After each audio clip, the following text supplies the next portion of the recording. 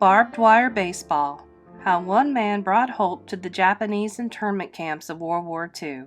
Written by Marissa Moss. Zenny watched the wooden bat thwack the baseball, hurling it high and straight. He was 8 years old, and it was the first time he'd seen a baseball game, but he was hooked. "Father, I want to play," he told his dad. "You're too small," his father said.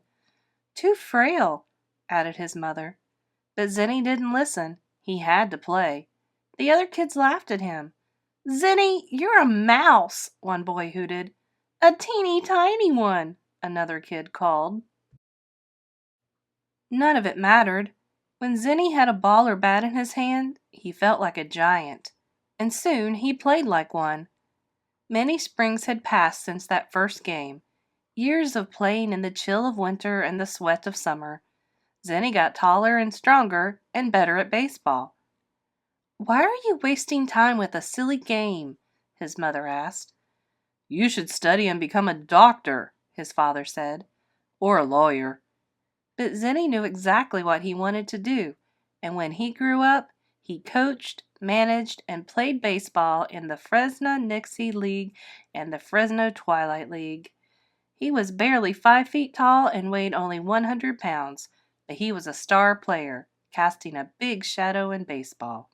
Zenny was chosen to play with star members of the New York Yankees. He led his teams in exhibition games in Japan. He even arranged for Babe Ruth to play there. But that world collapsed for him when the Japanese attacked Pearl Harbor in 1941. For the first time since he had picked up a bat, Zenny felt as if he didn't measure up.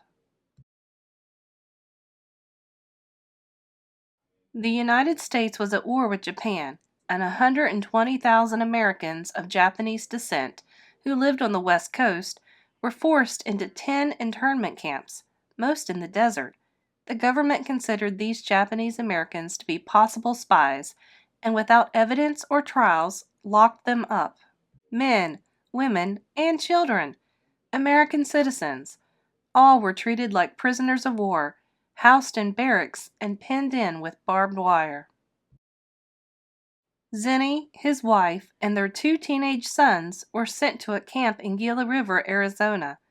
Outside, the camp was bleak and gray and dusty. Inside, the barracks were stark, with crowded rows of cots and not much else. Families bustled around, trying to make a home out of nothing, hanging up curtains, arranging tea sets on footlockers, piling dolls and stuffed animals on cots. Zenny stood staring at the dry earth, which was broken up every now and then by a few scrubby bits of green. In all the brown and gray, with dull coppery sky overhead, he felt as if he were shrinking into a tiny hard ball. There was only one thing that could make the desert camp a home: baseball. Zenny unpacked his favorite photo, the one that showed him in uniform, lined up with baseball legends Babe Ruth and Lou Gehrig towering like redwood trees beside him. He had played with the Yankee Stars in an exhibition game back home in Fresno, and he hadn't felt small at all. He pinned the picture up over his bed. He was going to play baseball again, here, in the desolate middle of nowhere. First, he would need a playing field. There was plenty of empty space, but it was dotted with sagebrush and clotted with rocks. It didn't look like much of a field. Zenny started by chopping down the plants and digging up the rocks, spending long hours in the blazing sun. "What are you doing, Dad?" his son Howard asked. "Can't play baseball without a field," Zenny grunted.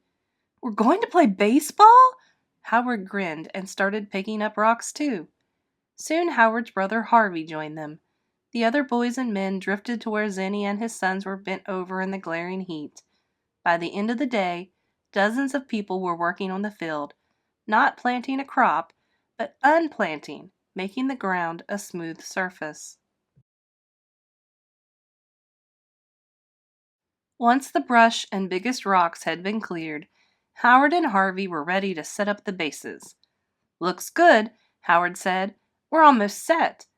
Zenny shook his head. "Nowhere close. We're making a real ballpark, and we'll do it right." He walked over to the camp commander's office. 10 minutes later, he emerged into the bright sun, smiling. "We've got it!" He clapped his hands. "What?" asked Howard. "What have we got?" "A bulldozer to level the field," Zenny replied. "The commander said we can borrow the camps." As Zenny drove the bulldozer, crowds gathered to watch. "What's he doing?" an old woman asked her grandson. "He's making a baseball field," the young man answered. "A baseball field? Whatever for?" she asked. Her son smiled. "So we can play?" Once the ground had been smoothed, Harvey brought out his bat and ball. "Now we can play, right?" he asked. Zenny shook his head. He still wasn't satisfied. The wind kicked up so much dust from the dry soil that the players would be eating dirt. "We have to do this right." He looked around the camp, hoping to find something to solve the dust problem. Then he got an idea. He diverted an irrigation line to the field and flooded it with water. Once the heat had dried the ground, the dirt was baked into clay, a clean, hard surface without all the dust. "Now, Dad?" asked Howard, tossing a ball between his hands. "It looks great." "Almost," Zenny answered, "but we're not there yet." The irrigation line gave Zenny another idea. He laid pipe from the laundry room to the field and planted grass in the infield and quick-growing castor beans along the edge of the outfield. The pipe fed water to the plants, and soon the clay and grass took in the shape of a baseball field with a castor bean fence. Zenny smiled. Now it was beginning to look real. "Come on, Dad," Howard urged. "Can't we at least mark the bases now?" "Go ahead," Zenny agreed, "but we're not done yet." Howard used flour to chalk the foul lines, and his mom sewed the bases from rice sacks. "It's perfect," Harvey said. "What about the spectators? The fans?" Zenny asked. "Where will they go?" Both boys shrugged. "Can't they just stand around?" Howard asked. "Or we could build rows of bleachers," Zenny said, "like on a real baseball field." That night, Zenny and his son snuck out of their barracks. They were not allowed outside after dark. Zenny felt like a boy again, tiptoeing out of the house with his bat and glove so his parents wouldn't see him. A guard's light swept across the yard, and Zenny motioned to the boys to flatten themselves against the barracks. They waited for the beam to pass, then crept on. They didn't know that the guard had seen them, but the commander had told him to let them go, so as long as they didn't escape. The commander was curious to see what Zenny wanted now. The three of them scrounged wood from the fence surrounding the camp. They removed every other post, careful not to damage the fencing. Then they took wood from the camp lumber yard. That gave them enough material to build a backstop and 5 rows of bleachers behind it. The next day they set to work again, this time sawing wood and nailing boards. When Howard finished hammering the last row of seats, he wiped the sweat from his forehead and gaped at what they had made. There, in the middle of the desert, on the edge of an internment camp, was an official-looking baseball field. The rest of the place slumped, dreary and sad, but the baseball field glowed green with hope. "Now, Dad?" Harvey asked. "Almost," Zenny smiled. "We have the field. Now we need the equipment." He passed a hat among the families, collecting money for gear. In an hour he had enough to send for bats, balls, mitts, and hats from Holman Sporting Goods back home in Fresno. Several women sewed uniforms out of potato sacks. When the box of equipment arrived, Zenny let Howard open it. "Now, Howard," he said, "now we can play ball." That first game on a bright May day, half the camp turned out to watch the teams that Zenny had organized. A breeze stirred the new grass.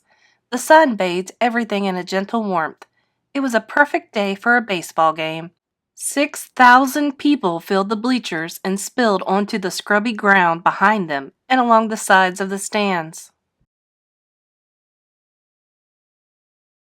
Zenny leaned over home plate, the bat held firmly in his hands. He looked at Howard, already on first base, at Harvey, now on second, at the neat white lines marking the field.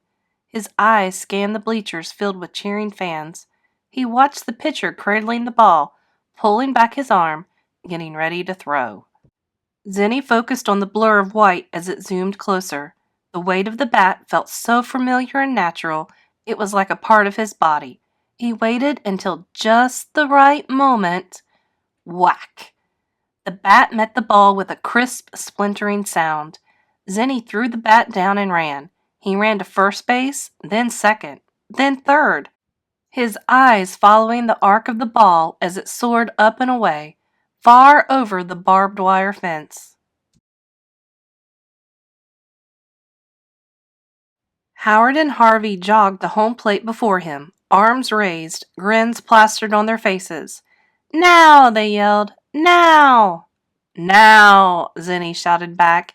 He knew he was still behind a barbed wire fence, but he felt completely free, as airy and light as the ball he had sent flying.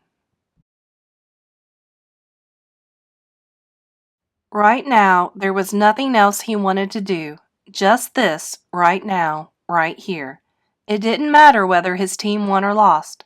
Like the powerful champion he was, he felt he could touch the sky if he wanted.